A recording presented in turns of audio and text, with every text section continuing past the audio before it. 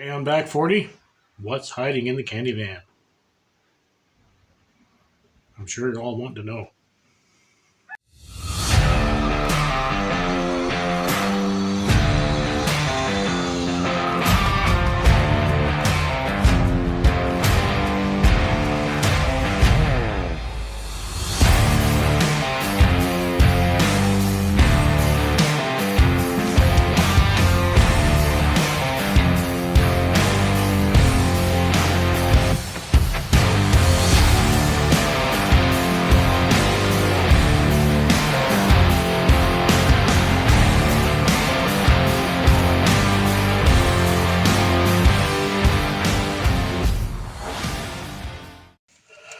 Welcome to Back 40. My name's Jeremy. My friends call me Styles.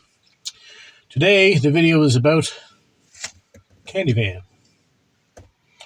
Not terribly exciting. We haven't got very far in the Buick, but I got to post something. Why do I call it the candy van? Well, I've got a bit of a dark sense of humor, I must say. Not great, however. There is no malicious reason for it. Full of parts. That's all. That's what's in it. Junk. No evil things of any kind. So as you can see behind me, she is stocked full. All kinds of stuff. Stuff that don't belong here either, like, swimming pool parts and stuff like that, but all kinds of engine parts. Van in question is a, get a better look at her there, is a 2004 Chevy Express 2500 with a 4.8 and a 4L80E. And if you're doing LS swaps, the 4L80E is a more desirable transmission. See, I got a door open here. I touched that. Okay. People get into stuff too down here. I gotta watch that. So, yeah. Why buy a van for storage? Well, to build a shed, 12 by 10 sheds, around $2,500, $2,000. Prices of lumber and stuff these days. Buy a whole van for $1,000, drive it home. I did. And I pulled it up in my shop, and I filled it full of junk, and I brought it down here. What all's in it? Well, I will show you. As you can see, she's decaying. The doors aren't wanting to open. Can't get that door to let go there. It's shaking. I guess that piece in the bottom is rotten. But be careful. We got to open up top here, but we're just going to close it because things don't seem to want to work anyway. Anyway, two 17-inch tires to start. A really, really nice run on 250. Came out of a stock car, I believe. A young fella built it. It's supposed to run quite nice. I have heard it run. I haven't put it in anything yet. I've had it for quite a while. You've probably seen it on my other videos. I'm thinking really hard about putting that in my 32. It'd be a real nice engine for the 32. And over here, hidden under some debris, you can see there's another one, 250. That came out of a 78 Nova I had. And the bottom end is no good in it. But I have another bottom end in the shop. And way back there against the wall, the van is a nice little 2.8 V6 of an 86 or 87 Camaro.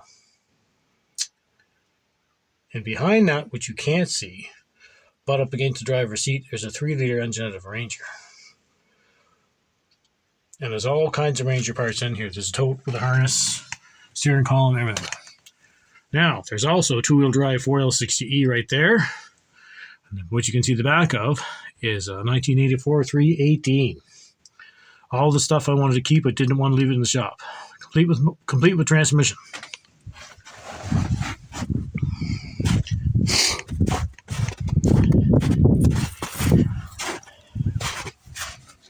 And there's the other end of her. Good running 318, which actually I've traded it since I've acquired it. I've traded for a 400 modified that's going to end up in the old green Ford over there. We have a couple of seats. We pulled it out of the Taurus, so we were going to put all the seats into the Buick, but my daughter doesn't really want them. There's a console here. Nice console. 2 bucket seats. One's power. A little bit hard to see. The bench seats are there. With the full seat back, we have all the belts. all that kind of stuff. $80 for all that. Almost complete interior. There's the rest of the belts over there in the bucket. Some tail lights for a 66 Acadian. And there is the column for that Ranger. A couple of years ago, I bought a Ranger for $200 for the bad transmission. Had it floated home. It was 2003, with 3-liter in it.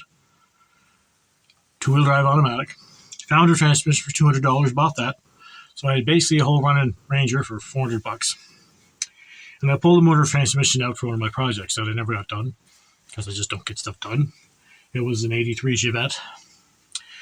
I know, why would you put a 3-liter Ford V6 on an 83 Chevette? Well, that 3-liter weighed as much as the 1.6 that was in it. That 1.6 had about 45, 50 horsepower. 3-liter had 150 in fuel injection. So my thought was, I just want a little bit more than the Chevette had. So, had it sitting in there, had to swap a few other parts and stuff like that. Make a long story short, I changed my mind. I had 4 different motors sitting in that car, including a 305.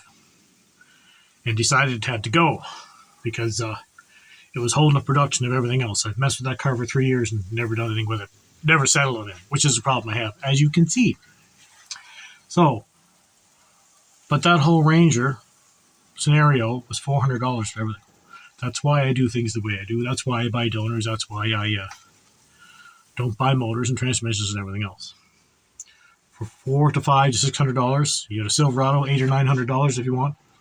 That's about all I usually pay for them. That's everything: motor, transmission, harness, the whole works. That's why I do what I do. This is why I have this van full of junk that's only important to me. As good as candy. That's why I call it the candy van. Yeah. Even got some Aveo parts in there. Fender and steering rack down here. You can see it.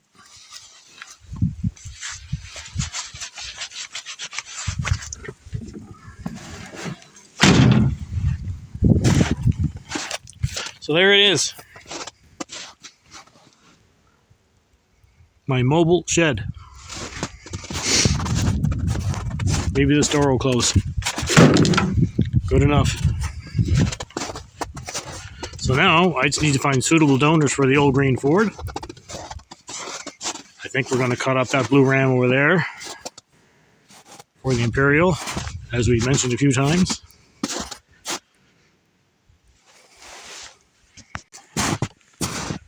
And the 4.8 and the 4L80 that's in that van may end up in the wagon. We'll see how the Buick swap goes.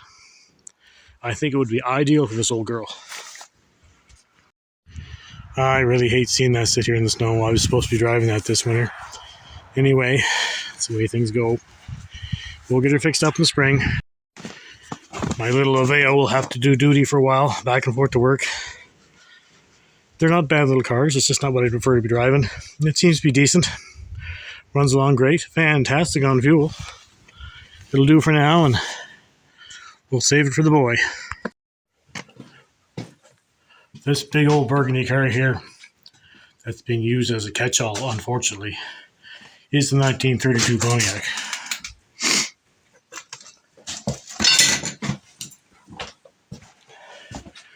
That's the car that I think I'm going to put that 250 in.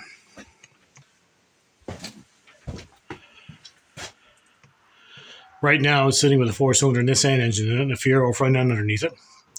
Again, as I mentioned a few minutes earlier, that was the donor car that motor came out of. I bought a 99 Nissan Frontier, drove it home, run like a dream for $700. Pulled the motor, transmission, harness, computer, steering column, processors, everything out of it. And I have it sitting, motor, transmission, sitting in frame rails here for mock-up. Got all kinds of junk under it.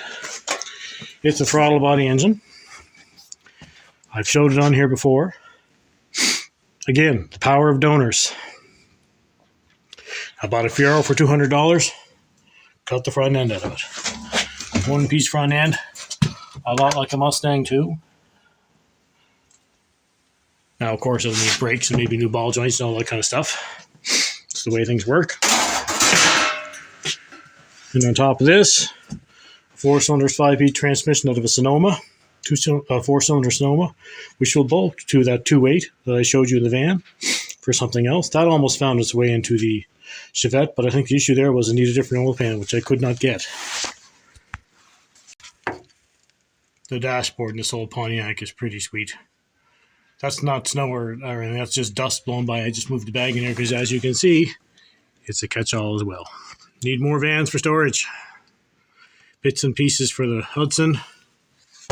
Spare grill.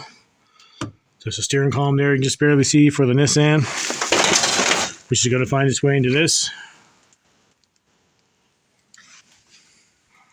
This beautiful old car had a wooden frame. This is a photo of a 1932 McLaughlin Buick. I apologize for the camera, it's not great, but that is basically my inspiration for the car. That is what it looked like. The only difference is there was a split bar in the grille for a Pontiac. But other than that, the car is pretty near identical. But, of course, the Buick's got to come first. And again, nothing's been done because I haven't been able to get out here to do it. So I apologize about that. Everybody's waiting to see it done. And I do thank everybody who keeps tuning in to see. That's it for today.